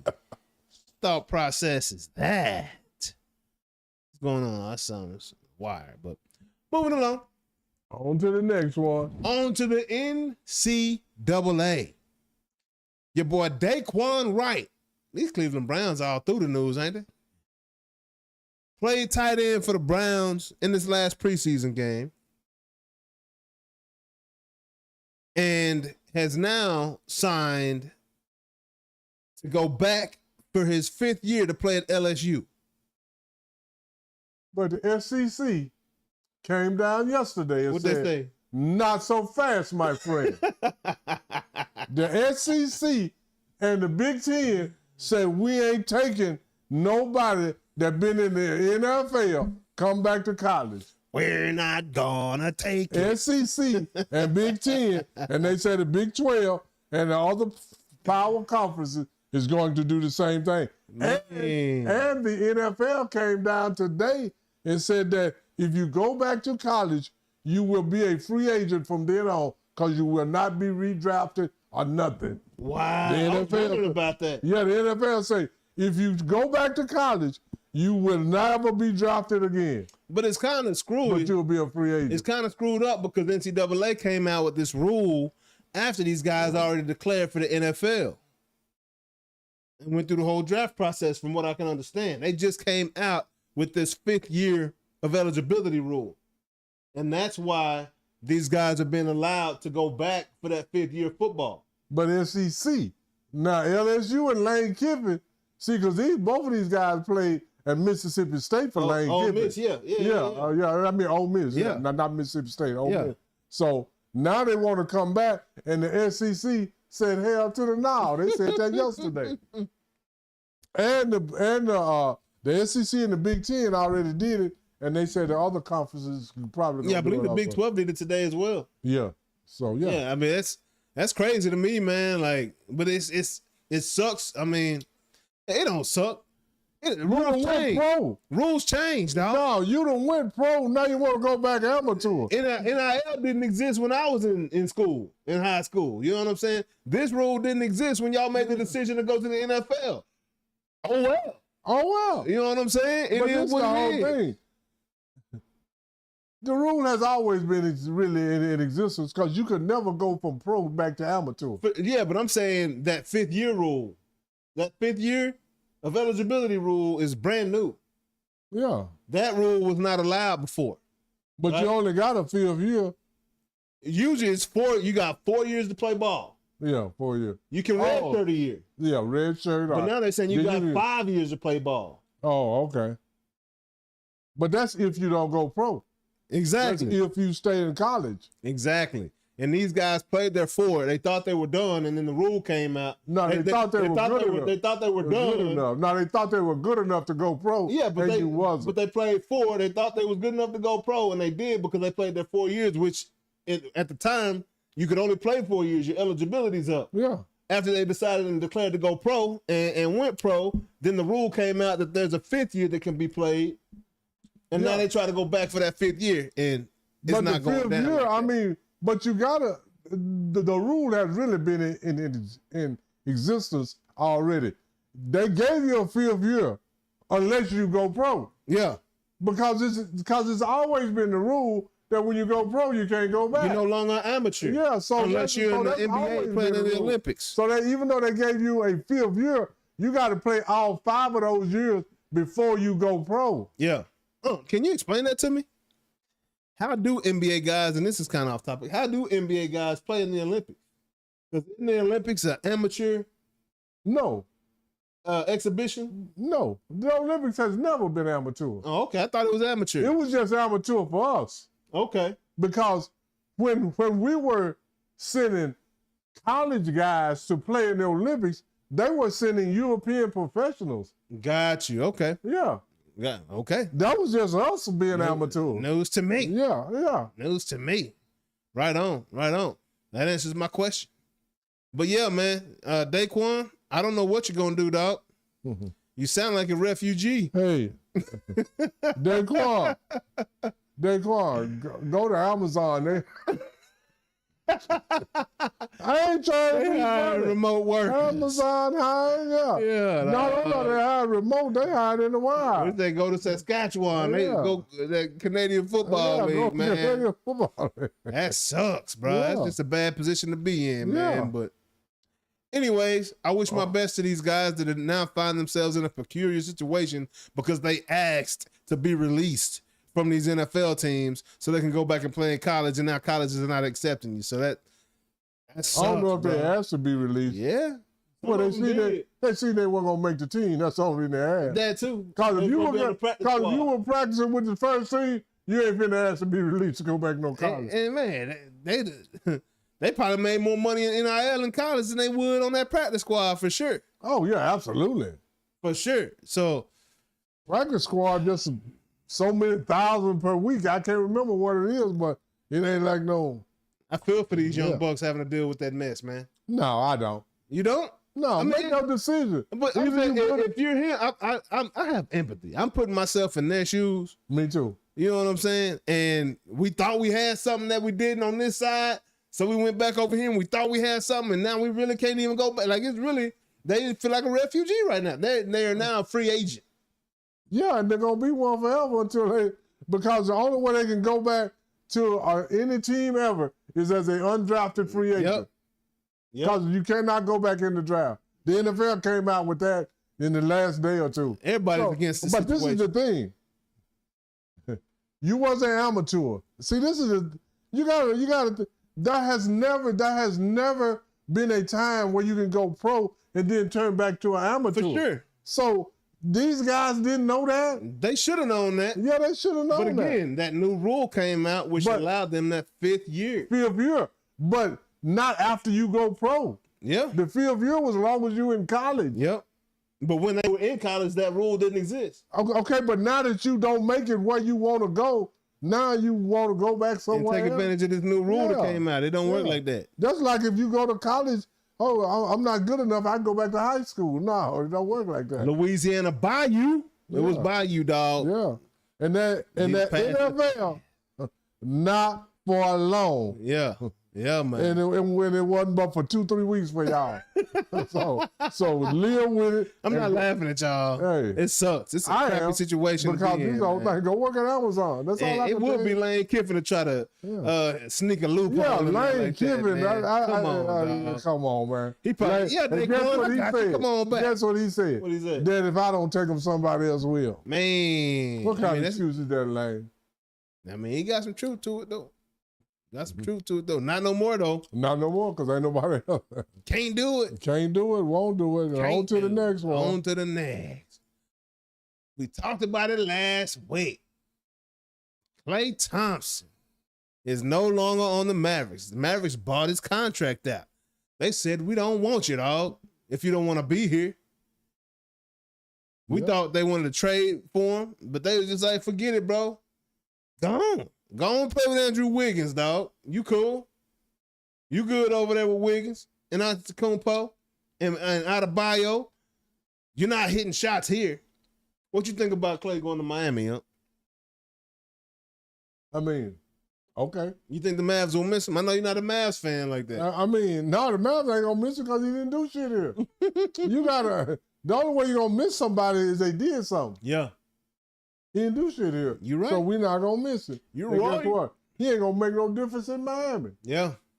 It's a reason most guys retire at 36, 37 years old. Yeah. It's the reason. Yeah, you ain't no different than all the other reasons, you're right. Klay. You right. See everybody say, oh, your shot is the last thing to go. When your legs are gone, even though they say Klay don't dribble and all, but Klay is not a stand-still shooter. Klay is a jump shooter. Yes, sir. When your legs go, that takes something off your shot. Absolutely. And Klay is not going to go to Miami. What are he going to do? I'm going to say this. Miami, Andrew Wiggins is way underrated, man. Oh, Andrew Wiggins cold. Because if anybody really go look at that Golden State last championship, he was the expert. Andrew Wiggins was their second best player. And I'm going to say it like this. How Andrew Wiggins went, every time Andrew Wiggins scored 20, they won. When he scored 14, 15, they lost. Man. Every single time in that series. So the Golden State Warriors went as Andrew Wiggins went, and he was really their second best player. So they might have something in Miami, is what you're saying. Yeah, but it ain't because of Klay. Yeah. Yeah, now Klay can come in and hit some clutch shots here and there. Yeah. That's what they need from Klay. I mean, he definitely going to spread the floor. It's not like you can leave Klay Thompson wide open. Okay? Sure you can. I mean, you can. I mean, yeah, because this is the thing. He ain't going to hit no 10 threes and with one dribble and all. He ain't doing that shit no more. He ain't doing that no more? No, he ain't doing that. He ain't working on his game enough to do that? No, he's too old. You can work on all you want to. Louisiana Bayou is Bayou, Klay. It's Bayou. And we cool with you not being. I love you, Klay. I love your career. You're cool I love his career. All that, the Splash Brothers and all that. I don't mind you doing it somewhere other than Dallas, is all I'm saying. What you think about this, huh? This man has had he's had like a man of the year type year, 2 years. starting on Shay, getting emotional, right? Letting people into the psyche of Michael Beasley, okay? Then going to the big three, competing with 305. Trying to fight the White House. Boy fighting. Yeah. Then the one-on-one versus But they Lance won the Stevenson. championship 2 times in a row. And then the boxing match versus Lance Stevenson. Oh, he had a boxing match versus Stevenson? Yeah, him and Lance had a fight. They fought, absolutely. They had a fight or they had a boxing match? In the ring. I didn't know that. Yeah. Who won? Lance. No, it was a MMA match. Oh. Yeah, and Lance got him in a chokehold, quick. So Michael Beasley, like all other athletes, he can't fight. Lance got a little street in him. Hey, he said, man, I was just bigger than everybody. You know what I'm saying? Yeah, I wasn't no gangster. Yeah, like most athletes. They just big, they can't fight. Yeah. So, but this is the whole thing I'll tell about Michael Beasley. Lance can fight. Every time I have seen Michael Beasley on a team, I have always wondered why he not playing more. Man. Cause when Michael Beasley was with the Miami Heat and with LeBron and them, man, Michael Beasley, I always wondered why this guy he got all the skills, man. But let me see it. I think he might be his best in the NBA right now because he's got a support system and people understand what he's gone through and been through at this point, even though he's 30-something, 38, whatever he is at this point. Michael Beasley was a crazy talent, huh? Oh, I know he was. Coming out of Kansas State, that boy was so cold. I always wondered why Michael Beasley not getting more playing time. Yeah. And then when he got on Club Shay, he showed you why he not getting more. Absolutely. He needed a little bit of third. He needed He needed an outlet. He needed somebody, some guidance that he didn't have. Michael Beasley need therapy. Yeah, therapy, guidance, all that. If he gets some therapy, because Michael Beasley, his talent ain't never been the problem issue at all. At all. Nobody knew what the problem was because he was quiet. And he was a young kid trying to figure it out and keeping a whole lot to himself. Yeah. You know, he said his mama stealing money from him. His family stealing money from him. His agents and people all around him stealing money from him. And he didn't know because he trusted in them. You know? He was going through a whole lot. Oh, yeah. So at this age, if Michael Beasley can come in there and give Philadelphia 10, 12 minutes a game. Yeah. I think he can do more than that because the man, he's got game. He admitted, he's like, look, I never lost to LeBron one-on-one. I beat LeBron every day in one-on-one. One-on-one don't mean nothing. It don't mean nothing, but I'm just saying, it means you got skills.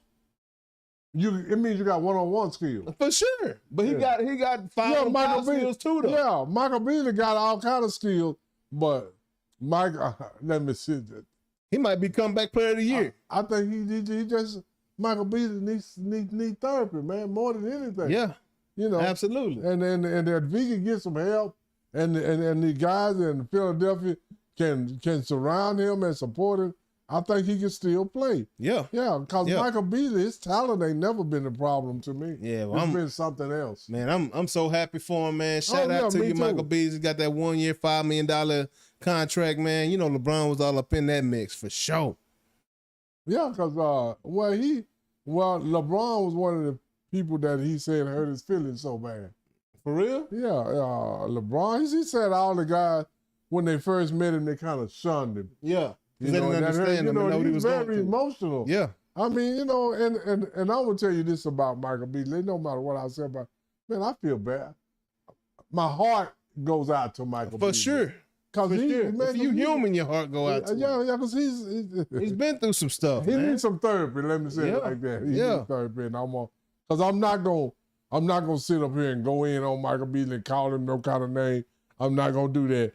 But I just think that the young man, because from what I've seen of him on Club Shay, he needs some therapy. I'm gonna leave it like that. Yeah. I'm gonna leave it like that. Yeah, man. And I wish him the best, and I hope he play good enough to get a contract next year. For sure. And I think he can. I think these past few years for him, after going on Shay and people opening their arms to him, has been therapeutic for him. Yeah. You know, because he was able to release a lot. So now if they can bring Michael Beasley in and the team support him and get him some help and all that, he might be good for the team because they don't need a lot from him. Yeah, at all. No. But hey, what he is gonna do is spread that floor some more. You gotta account for that young Michael man. Beasley can shoot threes. Yes, sir. He can handle the ball. Yes, sir. He can go inside. He can use left hand, right. Yeah. I mean, as far as his basketball skills has very little. And he's got a solid he's got a good basketball IQ. He knows the game. He's a man. Hey, if his head is right and he feels supported, man, he could be a weapon for them boys, he can man. be a good. Yeah, he can be a good off the bench player for them. You know, just get a few rebounds. See, because he don't need to do a lot. If he can come in and give you 8 to 12 points and 4 to 6 rebounds, and you know, and 3 to 5 assists, you know. He don't even have to do it every night, just sometimes. Yeah. Man, but shout out to you, Michael Beasley. Congratulations on that, bro. Man. Yes, sir. Go in there and get it. Huge. That's huge right there. That's huge right there. For him. Yes, more sir. than anything. Yes, sir. Moving along. Paige Bueckers, man. Her efficiency is incredible. We talked about it and why she's better than Caitlin Clark. That efficiency alone. Yeah, absolutely. She scored 32 points the other night, went 6 for 6 from 3-pointer. Yeah, Paige, you called it. When she got drafted, you said she better than Caitlin Clark. And I'm talking, every last one of them threes was splash city. Yeah. It wasn't no rattling the rim. And she shot it from, you know, typically when somebody get hot, like LeBron will get hot on that left wing. You know what I'm saying? That's his favorite spot to shoot, at the top of the key. Yeah. He like those 2 spots, right? She was shooting that bad boy left, right, it didn't matter. Step back.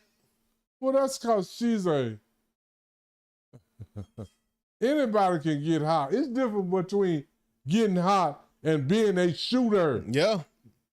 A shooter can shoot from anywhere. He is a shooter. A shooter can shoot from left, right, baseline, on the wing, top of the key, wherever. Yep. But you know, but most of the time, people that get hot, they get hot from the same spots. Man, Paige she's just a straight baller, man. And I'm glad she's playing in Dallas. I gotta go watch her play.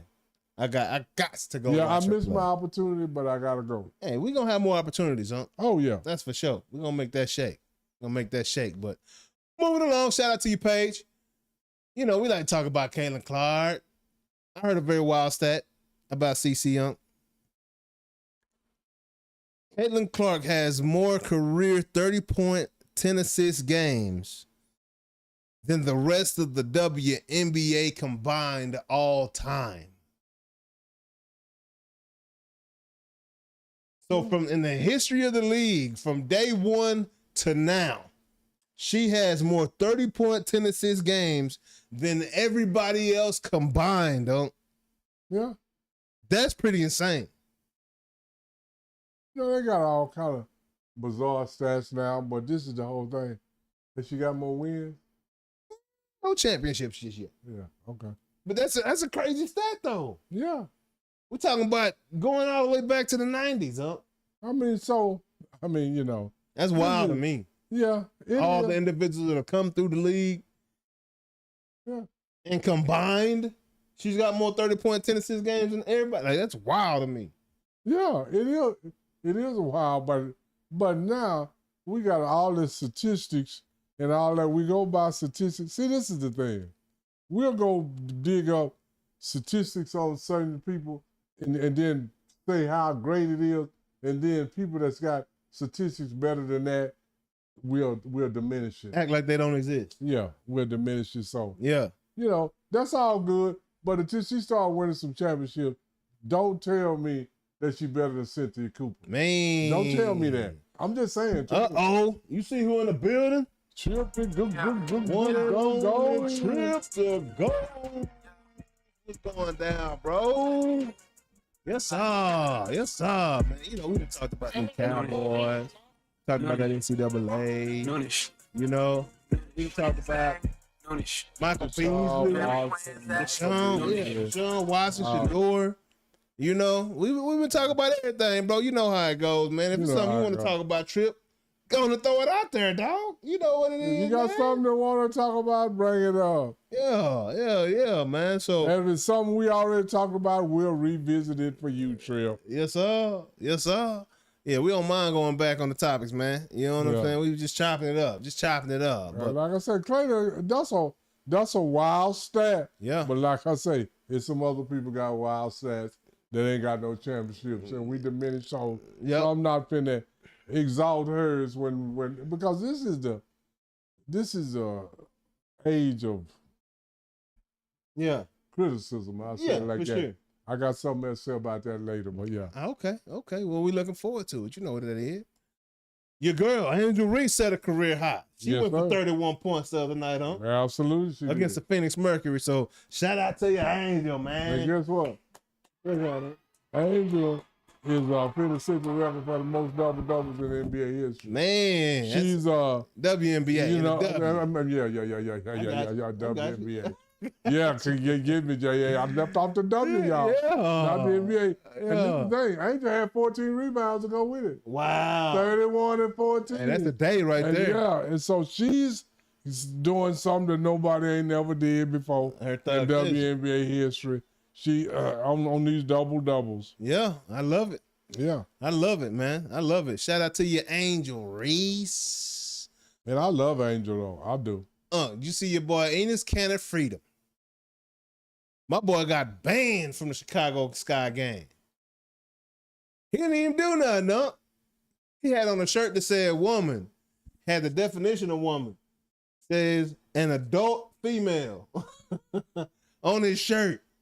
Yeah. But apparently what took place when he got kicked out. One of the players. Yes. Natasha Cloud, I believe it was. Yeah. Said something to him. Screamed over to him that Sophie Cunningham ain't gonna sleep with him. That's what he said. So who is Sophie Cunningham? Sophie Cunningham is the girl that did the ring walk. Oh, okay.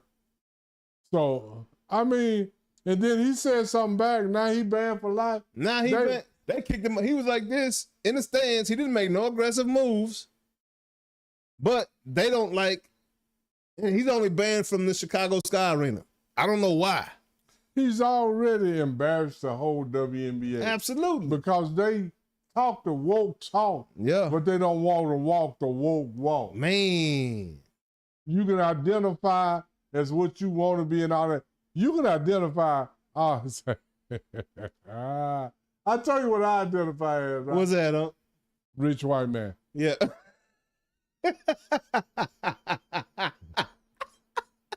But this whole thing, on my driver's license, it say black. On my passport, it say black. On my voter registration, it say black, all that. But I identify as a rich white man.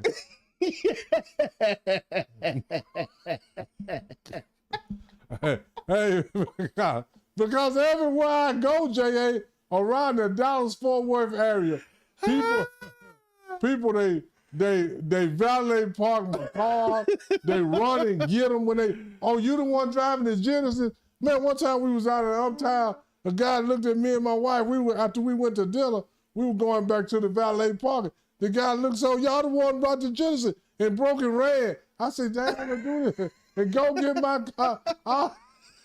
My boy took off. Oh, so he identifies as a rich white man. That's all hey. I'm going to tell you this, Trip. By you living on the lake in Lubbock, you better start identifying. The same way. You know what I'm saying? Oh, my gosh, you got my face. I'm just telling you how I identify. And guess what? Like I say, when I go around Dallas-Fort Worth, I ain't talking about New York City and all that. Yeah. Really, there's some other places too. Yeah. Just around Texas. Hey, they run hey man, they act like I be like, man, why they doing so? You know, hey, Trip, like I say, with a house on the lake, Trip, you better come over here with us. Yeah, man. Identify. Hey, Trip, cause you know, I bet you what. All I got to do is, I bet you when you walk out on your porch and look all around at your neighbors, I ain't trying to be funny, but I don't care where you live at on the lake. If you live on the lake, you probably, you living a pretty good life. So ain't got no problem. And then when you look at your neighbors, Trip, all I'm going to tell you is identify just like your neighbors do. Yeah, dog. Yeah, dog. Oh my gosh. But yeah, Enos Cancer and Royce White exposed them. Yeah, exposed them for the phoniness that they portraying. Yeah. They saying that they won't, but now that somebody really want to wake you up, you want to stay asleep now. Yeah, now you sleepy. Yeah, now you sleeping. Yeah, man. Yeah, that's all I'm saying. It's and all Ennis, good. I ain't even mad at you, Ennis. Go on and make them eat crow, man. Make them eat that, man. Yeah. So hey, I wouldn't be surprised if we see him at another arena trying to get kicked out. Yeah, and he gonna get banned from that too. Yep.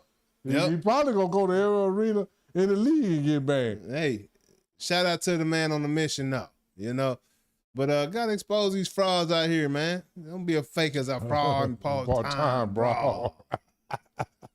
Come on. Moving along to the MLB. We're gonna make it short and sweet. The Rangers are battling right now. They're in first place, ain't They were until yesterday. Oh, until yesterday. Okay. And now they not even in the wild card. How many games? Because that's how bad the American League West is right now. You lose one game and you drop by. Hey, if you don't win the West, you might not make the playoffs. Oh. Because they're barely at 500 right now. Yeah. And they winning the American League West with a 500 record. That's not good. No. Them Astros got a lot of injuries. Seattle ain't living up to what they're supposed to be living up to this year. So if anybody catch halfway, they ain't even got to catch fire to get lukewarm. Man, that's it. Because 500 ain't even lukewarm, man. Nah, it ain't. Yeah. It ain't, man. So, Texas Rangers, come on with it, man. Yeah. I got my pirate shirt on today because you boys is embarrassing. But nah, man, they started out slow. They're not embarrassing. They started out slow. They come on strong here in the past month and a half. They're kind of cooling off a little bit. They went real hot going into the All-Star break. They're kind of, lukewarm right now, like you said. Yeah. Can't get on the high street. Can't really, they got a few injuries, but hopefully this, as it heats up outside and continue to go 106, 107, hopefully these boys, them bats will heat up. Hopefully these arms will follow. Jake DeGrom had a pretty bad outing yesterday. Couldn't find the strike zone like he typically does with his slider. Gave up, a lot of fluky hits. He wasn't getting hit hard, but it was a lot of them that were falling. Took a pretty ugly L. They had a nice win the game before, but they just up and down. They gotta catch a streak. Right now is the time they can grab the American League West and roll if they pull off a few victories in a row. And they got the roster to do it. But we'll see, man. We'll see what happens. But that's all we got for the MLB today. The MLB. And now it's time for Trip's favorite part of the show. It is time for IMO. This is in my opinion. This is the part of the show where there's no rebuttal allowed. If I say something that Unc don't agree with, he can't rebut. If Unc says something that I don't agree with, I can't rebut. I've had some issues here recently, remembering what part of the show we in. But Unc, I got you. I ain't gonna say a word. Right. What say you, Unc? Well, in my opinion, excuse me, this is the age of criticism. Everybody criticize the players now. If you don't win a championship, you're a loser. I'm not so sure that that's true because, man,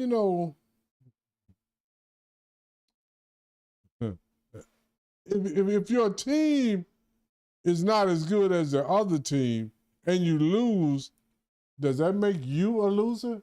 But you got to a high, you got to the Western Conference Finals, or you got to the Eastern. We talking basketball. You got to the Western Conference Finals, you got to the Eastern Conference Finals, and you lose. Now you're a loser because you didn't win the NBA championship? Because we have some players right now that has exhibited greatness throughout their career. First, you're going to start with LeBron James. LeBron James get criticized so much because we want him to be less than Michael Jordan. But this is the thing. When LeBron James is gone, Russell Westbrook already gone. We're not going to see this kind of talent. These kind of guys don't walk through the NBA door every year or every 2-3 years. These guys walk through the NBA door every 15, 20, 25 years, man. Russell Westbrook is, they say a generational talent. I'm going to say Russell Westbrook is a 2-generational talent because he played 6. Man, he was phenomenal in 2 different generations. LeBron James get criticized. Man, this guy, when he leave the league, we're not going to see this ever again. And the reason I say that this is the age of criticism, because we have guys that were great before that did not win a championship, and it took them a long time, and it took them try after try. Jerry West, and they finally won one. I think Jerry West won his championship on his 8th or 9th trip to the NBA Finals. Nobody ever said he was a loser. Nobody. We didn't say that then because we appreciated the greatness of Jerry West. Elgin Baylor never won a championship. He retired 1 year before they won their championship, and nobody ever said he was a loser just because he didn't win at the highest level. And we got some guys right now in the league that when they leave, even James Harden, I have criticized James Harden because I got caught up in it, but this is the kind of talent that James Harden had. It ain't a lot of people in the NBA history have done what James Harden done. Average 37 and a triple-double and all that stuff. Russell Westbrook got 209 triple-doubles. He averaged triple-double almost 3 years. All that stuff, man. We are not going to see this again for 15, 20 years, man. So let's not. And when we see it again, it's going to be in a different form. That's why you can say, oh, well, LeBron ain't Michael. Michael ain't LeBron. Michael ain't Will Chamberlain. Will Chamberlain ain't Michael. Will Chamberlain ain't Bill Russell. Bill Russell not Michael. All these guys are different, but that don't mean that they're not all great. And I'm going to say it like this. When we see another talent like Russell Westbrook and LeBron James, y'all get Uncle Call and let me know. But I'll probably be going off here and y'all probably will too. Before you see, because I haven't ever, man, I've been watching basketball since I was a little. Let me tell y'all something about Unc got a saying. I've been big ever since I was little. Yeah. I've been big ever since I was little. And people say, why you say that? Because I had big brothers. I was doing stuff that big boys was doing when I was 5. Mm-hmm. Mm-hmm. I was going to Dallas Cowboy football games when I was 5 with my big brother there. Yeah. And I was going to Dallas, Texas, a.k.a.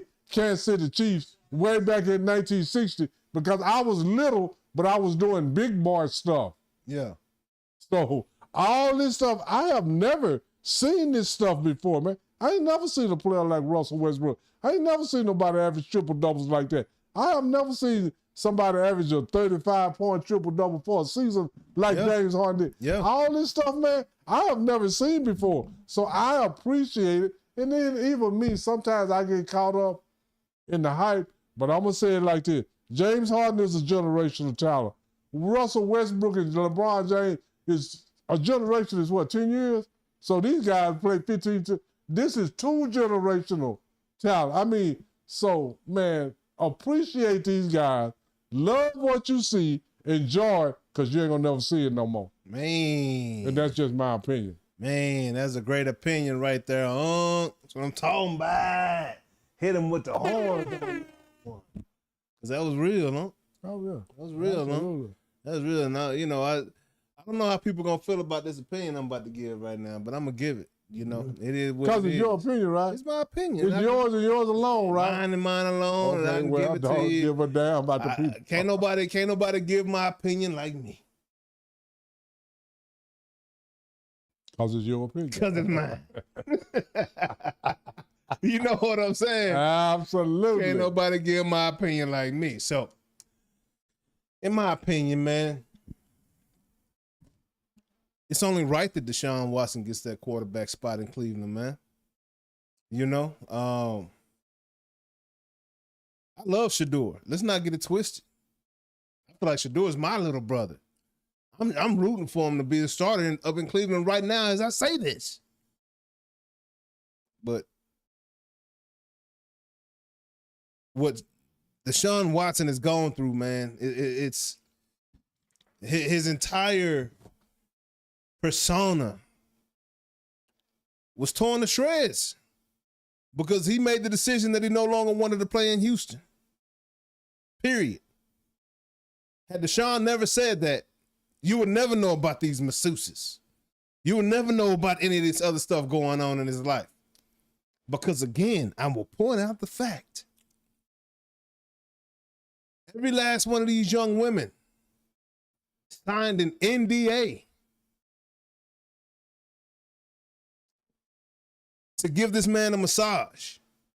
Where did this NDA come from, might you ask? The Houston Texans helped draft these NDAs. And this is how they were all pulled out in a timely fashion. Right when he was saying he no longer wanted to be a part of the organization. I'm not saying that it's right. I'm not taking up for him. But I'm calling a spade a spade. The Texans did that man dirty. Okay? This is the dirty side of sports you don't want to know about. Okay? We got owners getting caught in happy ending parlors down in Tampa a few years ago. We got owners buying $140 snatch in trailer parks in Ohio. You know what's going to happen next year to this owner? He's still going to be the owner. I don't know how he's going to get reprimanded, but it's not going to be a 2-year sentence trying to take his career away, take his money away. He humiliated himself with his actions. Nobody else had to go and call a lawyer and toss him these NDAs to start calling these people. Mind you, this is the same lawyer that got Diddy in jail right now. Okay? Busby. Same dude. Texans set this up. Prior to the situation, Deshaun Watson, he was the next man up in the era of Brady, Manning, Breeze, other Manning, Rodgers. Deshaun Watson was the next man up. Very similar to Michael Vick before he went on his 2-year sentence for dog fighting.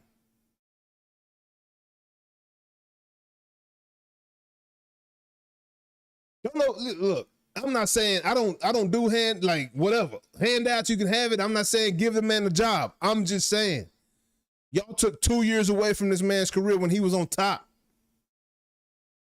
I believe he had an injury in the mix in Houston, right? Yeah. So that was another year. Cleveland did this man a favor.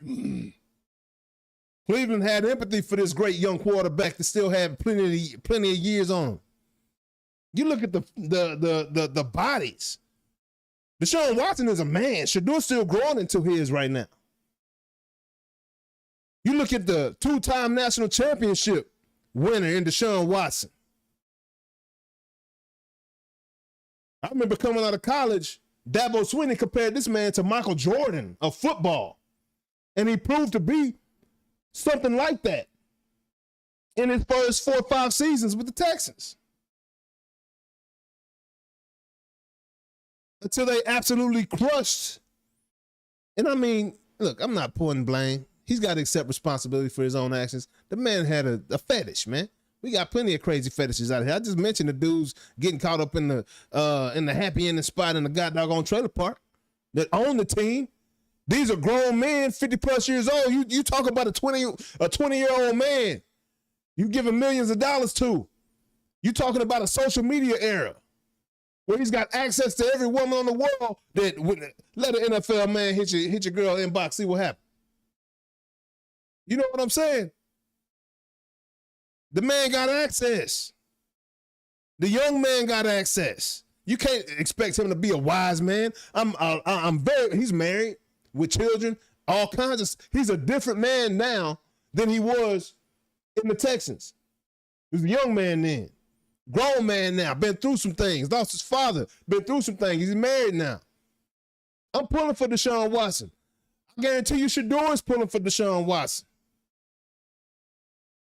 That dude was one of them dudes, man. And I'm not one, I ain't gonna boo you, I ain't poo-pooing on him. I feel, like we talked about Michael Beasley, I feel bad for that man. It's an age of criticism, Jerry. You know what I'm saying? I feel bad for what he's had to go through. Imagine being at home, tearing your Achilles, playing for your hometown squad on your home field, and your team, the fans start to cheer. Imagine that. The betrayal you must feel.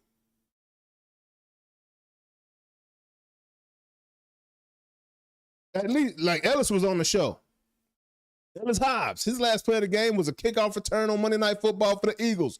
Went down with a neck injury. He said the crowd was completely silent. There was no cheers for his injury, none of that. And he still felt betrayed when he got to the back and the doors closed. And as soon as he was out of the way, the game kept rolling like it never stopped.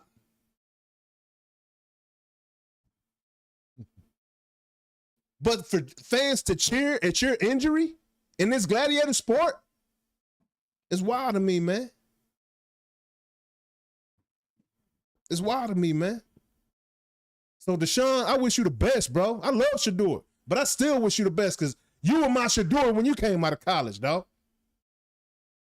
Big fan, still a fan of you, bro. I want to see you succeed in the face of all these people, in the face of all these monsters. Holier than thou. People that act like they ain't all these glass house folks. Want to criticize a young man and treat him like he's 50. I don't see y'all treating the owner of the Patriots, Robert Kraft, like this. He was married, wasn't he? Oh, okay. Jay York, he's going through he ain't divorced yet. I'm just saying. Glass house folks, man. Ain't nobody perfect. The man has righted his wrongs, and y'all still persecuting him.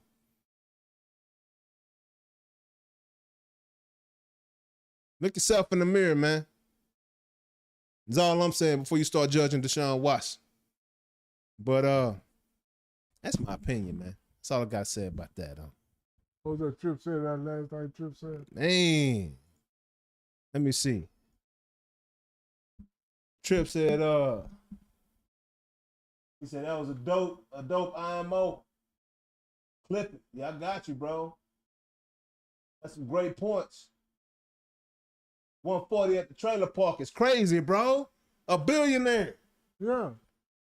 Paying $1.40 at the trailer park for some snacks, bro. Come on, man. Paying $1.40. How much he paying at the trailer park? $1.40. Yeah. $1.40. What's wrong with him, man? This is the whole thing, man. Like I say, he don't know about the world because this is the whole thing. Whenever you drive, say, man, whenever you going somewhere doing something, look at your surroundings. And I guarantee you at that trailer park, it was all the people in the trailer park knew what was happening. Yeah. Because the police had came and told them, y'all stay inside. Yes, sir. And I'm going to tell you what they were doing. They were looking out the window. They wanted to see it. Got to see that. Yeah. And this is the thing, man, with Deshaun Watson, again, the Texans, not only did they have the NDA, but they also got the man a room to receive the massages at the hotels they were staying at. Yeah. hence access to the NDAs. Hey, man, there's some tricky stuff going on. It's crazy, man. Man, we got, all I can say is that people got to realize real life. Creating narratives around here. Hey, let me say it like this. Don't get life and BS twisted. Yeah. Yeah, because BS, they'll try to twist it up with life, and it's not that at all, man. Absolutely. Not at all. And meanwhile, this man got to keep living every day, man, and raise his kids. And I'm with you, like I said, Jay, Deshaun gonna get the job because of money and this whole thing. When he gets the job, I hope he do something with it. I hope he does too, man. Shout out to you, man. But and that might get Shador way out the door. Yeah. Yeah. I told y'all might not like that IMO, but there it is. That's real. That's how we do it over here on this show. Yeah. And appreciate y'all for tuning in once again, man, to Noonish Sports and Tech. If you're new to the show, man, like, subscribe, share this bad boy, man. Hit that notification bell so you can come back now. You hear? Yeah, do all four. Do all four of them. Go 4 for 4. Hit that Noonish cycle, dog. Hey, do like they do on WWE. You can't see me hit all four. Them 4 4s, baby. H. Yes, sir. Yes, sir. But hey, we appreciate y'all tapping in. What we definitely gonna do is see y'all sometime around 7 next week, man. Next week, Noonish at night. Noonish at night. We keeping it real. J.A. he was major league, playing around with them bats. Aunt Kia OG, making plays on the track. Sports and technology, we mix it in with